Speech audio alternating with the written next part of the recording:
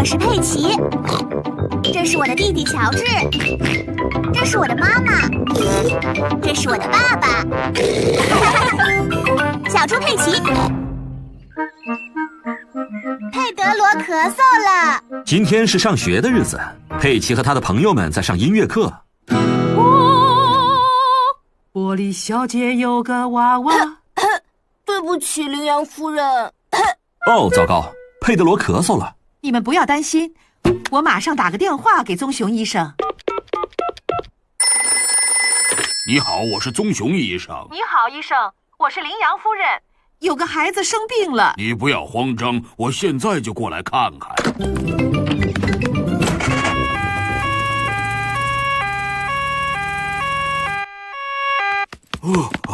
你们是哪个人生病了？我一直在咳嗽。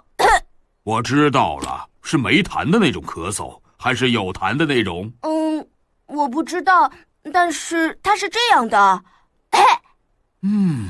你什么时候开始咳嗽的？就是羚羊夫人开始唱歌的时候。你的咳嗽并不严重，但是佩德罗的咳嗽可能会传染给别人。传染是什么意思呀？当一个人在咳嗽的时候，有时候其他人也会跟着一起咳的。那么我需要吃药吗？只要吃一勺这药就行了，不过这味道可能不太美味哦。这味道就像一只在里面灌满了果酱的旧鞋。太感谢你了，棕熊医生。再见。再见。和我想的一样，佩德罗的咳嗽确实会传染。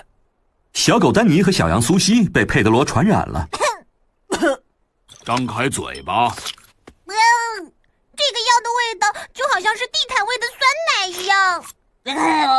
这个药的味道就像是花朵。做得好，孩子们，吃药的时候就该这么勇敢。那么你会生病吗，棕熊医生？不会，佩奇，我从来不生病，我每天都会吃一个苹果。再见。再见。放学的时间到了，家长们都来接孩子回家了。妈妈，爸爸，我今天咳嗽了。棕熊医生刚才已经来给我们看过病了，他还给我们吃了一种很难吃的药。羚羊夫人，你现在可以唱歌了吗？当然可以了。玻璃小姐有个娃娃，她去。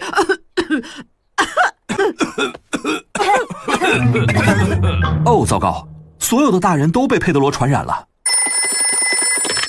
你好，我是棕熊医生。我是小猪佩奇，所有的大人都生病了。别太担心，佩奇，我马上就来。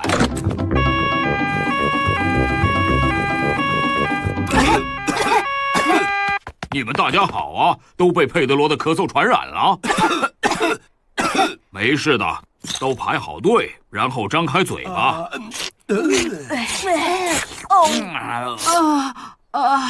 这个味道就像是淡奶糊和旧袜子。谢谢你来为我们看病，棕熊医生。当你生病的时候，谁来照顾你呢？没有人来照顾我，我从不生病。哦，糟糕，就连棕熊医生也被佩德罗传染了。不要太担心。再见。再见。棕熊医生太可怜了，他生病了，但是却没有人去照顾他。